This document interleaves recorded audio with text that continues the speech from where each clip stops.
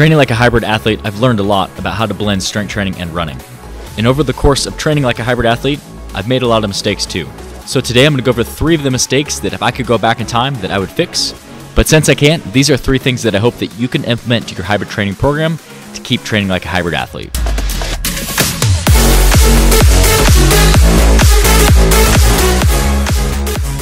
Today is week 6 of our half marathon prep, and today we're going through a 9-mile workout. In this run today, we're going to be practicing goal pace in preparation for this sub 135 half marathon. So goal pace is going to be at that 7:15 or faster. So that's going to get practice throughout the workout. I'll take you through the workouts and explain things in a little bit. But the topic of today's video is I'm going to share 3 things that I wish that I knew when I first started running. These are mistakes that I've personally made that if I could go back, that I would correct these mistakes. And I want you guys to incorporate this into your training program and learn from my mistakes so that you don't make the same mistakes that I made. So I'm actually going to kick it off with giving you the first mistake. So one of the biggest mistakes that I made when I first started running was running too fast too often. And you've probably heard this many times before, where you need to run slower to build your aerobic base. And yes, running slower, easier miles is going to help you train it with your aerobic energy system and really build out your aerobic base, which is going to help you build endurance. But another big reason why running slower really is something that helps is because the first half marathon that I did, that was when I had been training and running for about 6 months, and I just ran every run hard. I was just trying to run harder and faster because of my strength training background. I always thought that more is better. But what ended up happening when I ran too hard too often is I started to get overuse injuries. Luckily, as I started to run more and understand what actual running programs look like and how you should structure your runs, I was able to kind of bring down high running volume and incorporate more aerobic runs. And that helped with just some IT band and some ankle stuff. So this is one of the biggest mistakes that I made in the beginning, was running every single run super hard. You do want to practice goal pace, especially if you have a race coming up and you have a certain time that you're trying to achieve that goal in mind. But that should only make up about 15 to 20% of your training. The other 80% of your training should be low, slow aerobic miles. And we've talked about this on the channel before, but just as a refresher, if you're looking to calculate your max aerobic heart rate, you need to take 180 minus your age. That's going to give you a number. So for example, I'm 27 years old. I'm going to take 180 minus 27. That's going to give me 153. 80% of my runs should be done at a heart rate that is 153 or lower. And I track that through a heart rate monitor, a chest strap monitor that links up to my Garmin watch. And is something that if you don't have a heart rate monitor, you can also just gauge, are you able to hold a conversation? That's a good tool to use. But this is one of the biggest mistakes that I made that I hope you're not making, or that you can avoid making, because it will make a difference not only in building your endurance, but also just keeping you injury free as a runner. So let's dive into the workout today. Quick summary of what we're doing. We're doing 9 total miles. And like I said, my goal is to get a sub 135 half marathon. So that is going to be a 7:15 average minute per mile pace on race day for 13.1 miles. So the way the workout's going to look today, 9 miles, we're going to start off with a 2-mile easy warm-up, just getting the legs turned over, not super specific. Fast pace is going to be somewhere between like an 8:30 and 9-minute mile. After we get 2 miles done at the easy pace, we're going to go right into 2 consecutive miles. So mile 3 and 4 are going to be 7:15 or better.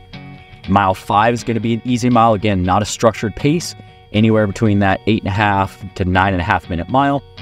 Mile 6 is going to be another 7:15 minute per mile pace for 1 mile. Mile 7 will go back to an easy mile, 8:30 to 9.5. And then mile 8 is going to be our last 7:15 or better mile.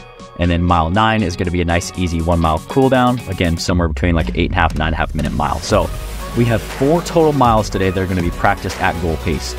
And that's something that is really going to help as a runner, especially if you have a specific goal with a race or a target goal that you're trying to practice.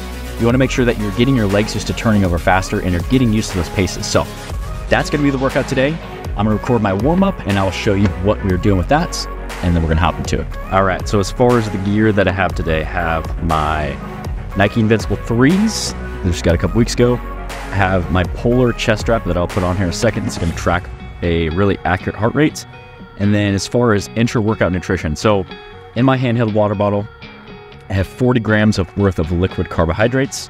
Usually I'll do gels. We were out of gels, so I'm going to do this today, which actually isn't a bad thing because it's going to start to help me practice being able to digest some water while I'm drinking. So I'm going to probably hit about half of it at the 4 mile mark, and then right after that 4th mile, and then I'll finish it somewhere probably right between that last 7:15 mile, so somewhere around that 7th mile. So just practicing feeling the workouts, especially if they get more than 7. You need to make sure you are feeling the workout. You can't just run on hard work and motivation, because you're going to balk in that workout, and somewhere along the line your energy is just not going to be able to keep up, and you're going to see a really sharp decline in performance. So definitely going to be hitting this. But typically, like I said, I usually do gels just because they go down a little bit easier and they go down faster. So we're going to run through our dynamic warm-up, and then we're going to hop into this run. It's a beautiful day. I'm excited to run. There's very little wind, so should be a really good day for a run.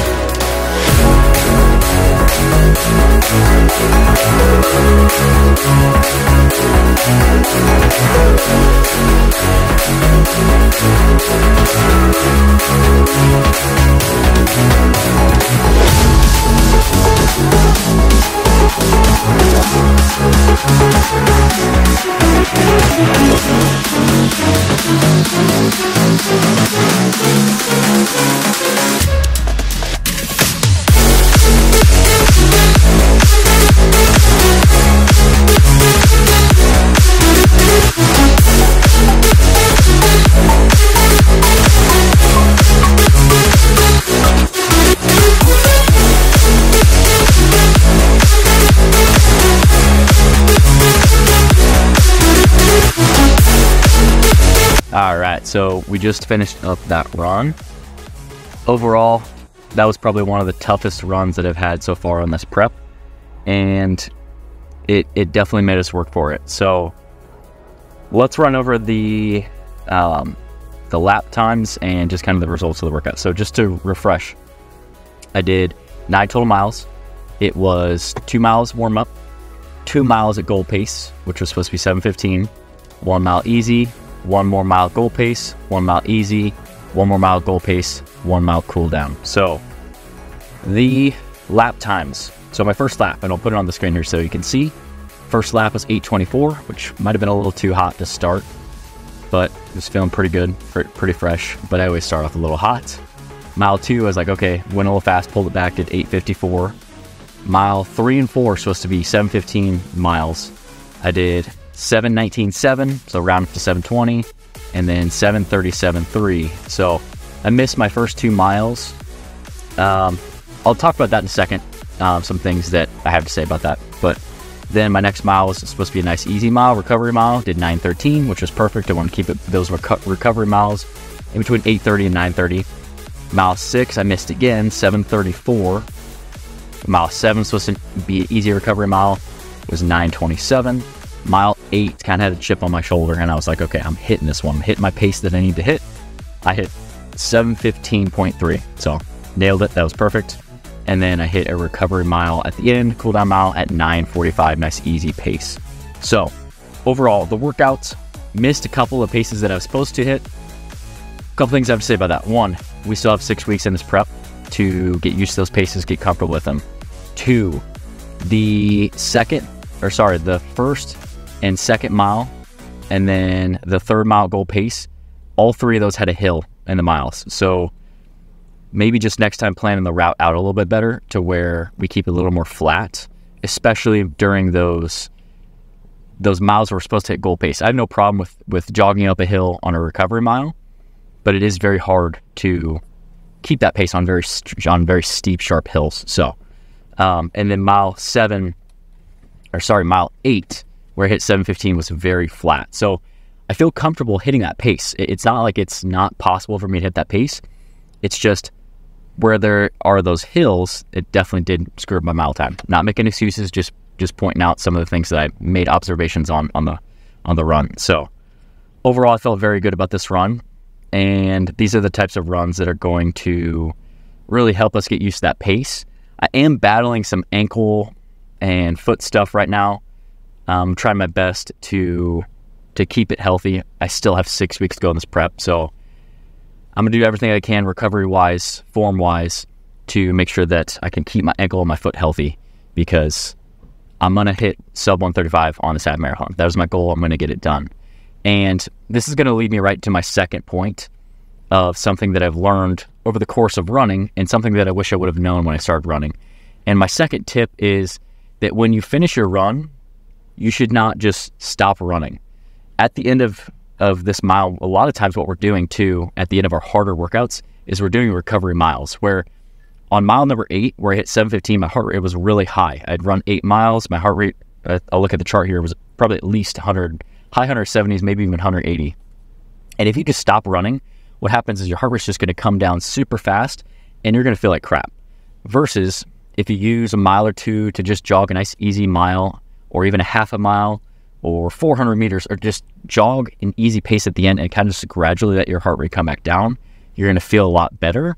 Versus if you just stop running and sit down, you're going to feel like trash, and more than likely it's just going to hinder your recovery, and you're going to stiffen up. So that is my second tip for you. Something that I've learned is make sure that when you finish your run, you don't just go from your fastest pace to all of a sudden you're sitting down. Make sure that you're doing some recovery work or some cool down work. This is a good time to throw some static stretching in as well to just kickstart that recovery process.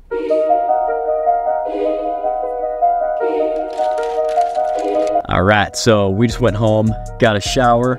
I went and got a haircut. I was definitely in need of getting a haircut. Usually I get my haircut about every 3 weeks or so. I was running more on that 4th week, so I was definitely in need of that. My man, Mr. T, always hooks me up, gives me a nice haircut. He's just a good, outgoing Hawaiian dude that, why I'm kind of sharing this is being in the service industry, so owning a gym and working with clients and personal training and small group training, I'm always looking for a way that I can have people leave our gym better than when they came in. And that's the service that I really want to try and provide, is just giving them a good experience, not just a good workout, but just always bringing positive energy and just having people feel better when they walk out of the gym than they did even if they're coming in with more of like a crappy day or just stressful situations going on in their life. And I realized that, every time I go get my haircut by Mr. T, he's just a positive dude. He's uplifting, and he's always in a good mood. And even if something's going on in his life, he always brings the energy. And that's something that I can really, give a bonus tip here, that no matter what capacity of work that you do, you're working with people. And if you can really be that person that is positive and always uplifting and always looks at the glass half full and always adds that value to someone's day, you're really going to be able to set yourself apart from your competition, or set yourself apart from people in the same work that you do. So just kind of a tidbit there, especially being a business owner, that's something that I want to provide for the clients and the people that we service and help. And I always respect it when I see people, in no matter what industry it is, that are going out and doing that same thing every day, because I really do know what a difference it makes. I always leave getting a haircut, I always leave feeling very good. And obviously you get a haircut and you're feeling good in general, but the positive energy that he exudes is always just a reinforcement of that for myself, to go and do that same thing in my business, and all the interactions that I have throughout the day. So we're gonna head back to the gym, and I'll give you my third tip on the third mistake that I made as a runner that I wish I could have fixed before I started running, but you can learn from it so that you don't make that same mistake.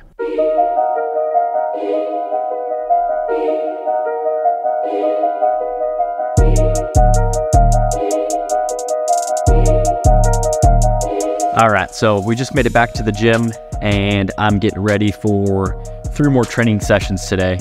My third and final tip that I can give you guys on a mistake that I made when I first started running is so crucial, it's so important, and so many people mess it up. And that third mistake is not properly fueling your body. So when I first started running, it was over a year ago, and we were training to get in the best shape of our life for a wedding. So I married my wife in September of last year, and my goal was to get to 8% body fats. So I was using running as my conditioning tool to reduce body fat. And because of that, I was also eating in a caloric deficit. And what started to happen was I would often find myself bonking on runs, or I would really not make a lot of progress because I couldn't give full effort into those runs because I was running on fumes. So where I see so many people go wrong when they're running and lifting and training in this hybrid style is they don't properly fuel their body and they don't give their body enough carbohydrates to perform in those workouts. So after the run, we went home, showered, I ate before I went and got a haircut, and I had some eggs, I had some toast, I had a banana, and I had a full serving of our Fit Grind electrolytes. This is just a really good way to make sure that you're refueling your body. So we always talk about peri-workout nutrition. So before run, we had 40 grams worth of carbs. Intra-run, I had 40 grams worth of carbs as well in the form of liquid carbs in my running cup.